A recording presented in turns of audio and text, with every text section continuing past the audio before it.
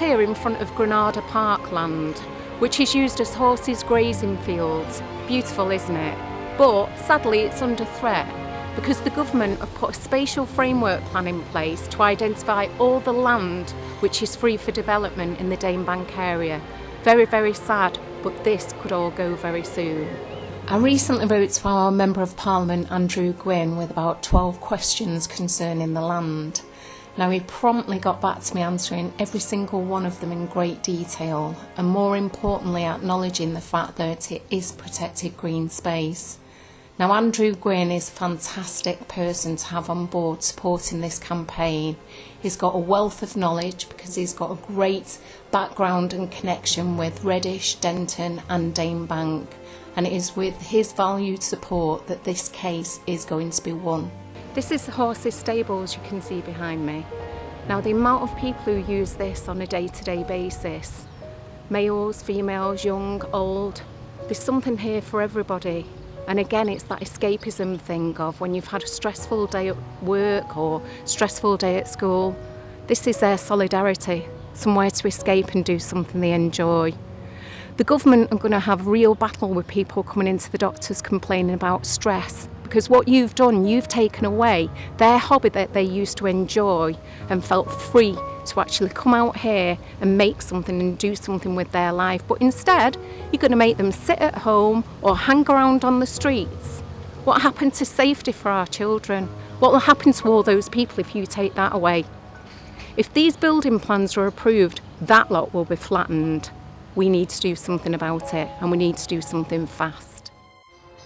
I'm a resident of Dane Bank here in Tameside, and when I discovered that the land near where we live was going to be sold and built on, I was a bit alarmed really, because the land's beautiful. It's a place where lots of people go horse riding, and the stables down there, and there's several ponds where people use these for fishing, and it's a great community space. I also know that lots of families go and take the children and the grandchildren, and indeed I take my own grandchildren.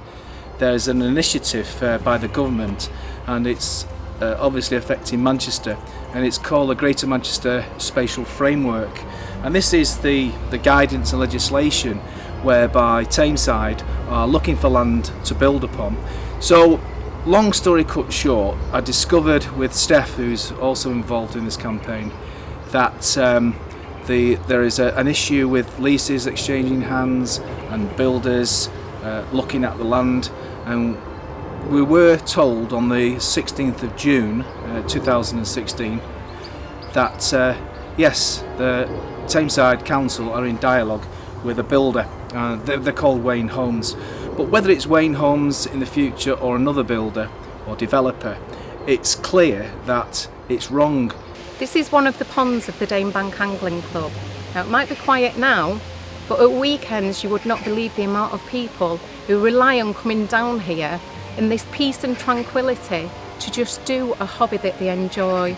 They've had a stressful week at work, the pressures of everyday life, and this is their solidarity, to come down here just to escape from everything. But more importantly, bring the grandchildren down, teach them about fishing, let them also chill out and spend a bit of quality time with grandparents. We can't let this go. Every single piece of activity on this land is important to people, personal to people for different reasons, and we have to do what we can to save it. I'm now further down the lane and I'm in front of the AFC. This is an amateur football club for boys. That is priceless because boys can come here, learn to play football and hopefully move on to become professionals. What's going to happen to all those boys? I thought the government were there to encourage people to be healthy and active. I keep using a phrase saying, this is priceless. It is. To observe all this beauty around us and all the activities that take place.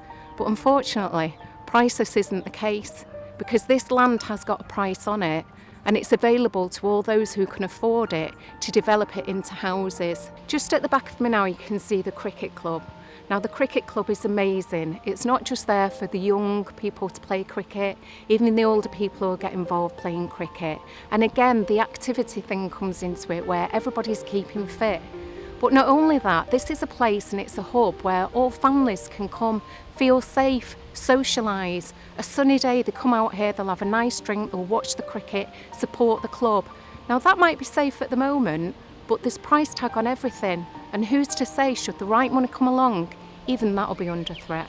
Can you hear those noises in the background? Absolutely stunning. And again, that word priceless.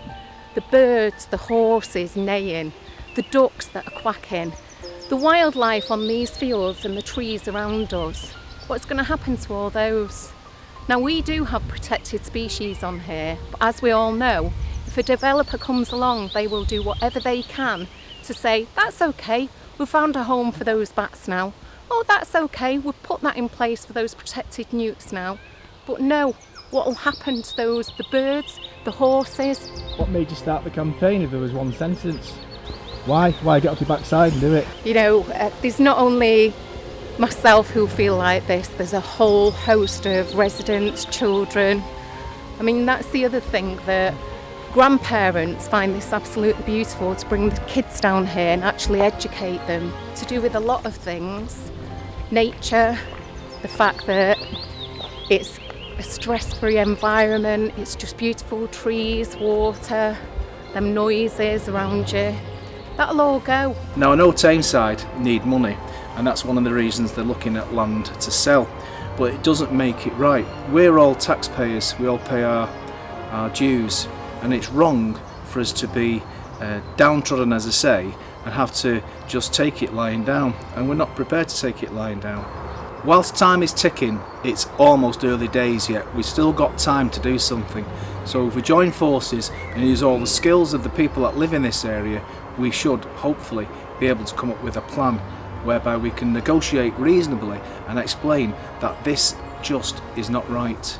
Since making this film in June, which seems a long time ago, but it's not, the MP Andrew Gwynne has shown a huge amount of support. He's responded to people's requests for information and emails, and when we've dealt with him personally, he has given us lots of information and has shown a great community spirit where he is supporting the community.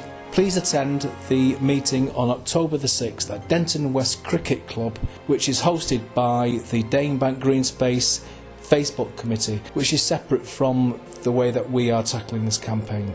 Everybody on the whole area, the whole estate, has got a voice. So let's use your voice. Use your voice collectively and individually.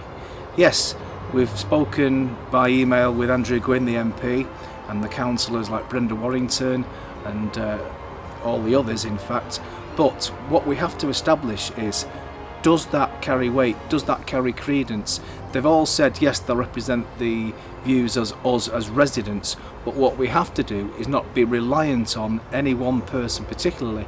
We have to be reliant upon ourselves, because collectively we are people living in Tameside, living in Danebank, Denton. We do have opinions and voices which have to be taken into consideration.